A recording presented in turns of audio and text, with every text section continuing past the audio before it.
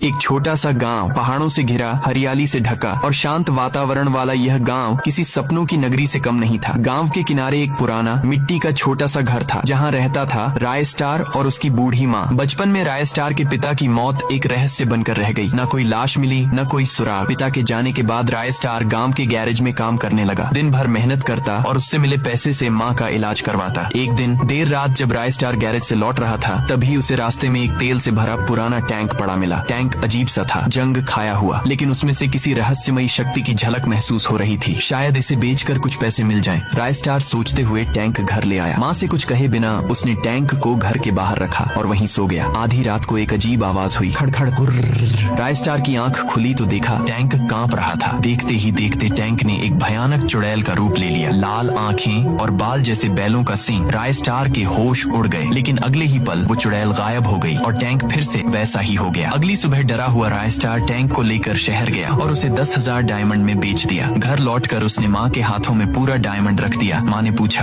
कहाँ से आया ये सब? मेहनत की है माँ, सब सच है। पर माँ की आंखों में डर था। बेटा, तेरे पापा भी यही कहते थे। और फिर वो लौटे ही नहीं। राय स्टार चुप रहा, दिल में डर था। अगली सुबह जब माँ डायमंड देखने कमरे में गई तो देखा डायमंड खूंखार जानवरों में बदल गए थे। वे हमला करने ही वाले थे कि माँ चिल्लाई, बेटा जल्दी आओ। राय स्टार दौड़ आया, लेकिन कमरे में सब कुछ शांत था। माँ, तुम्हें शायद भ्रम हुआ है। माँ कांपते हुए बोली, मैं झूठ नहीं बोलती बेटा। राय स्टार कमरे में आकर देखता है सब कुछ नॉर्मल था। रात को फिर अजीब आवाज आई, किसी लड़की के रोने की।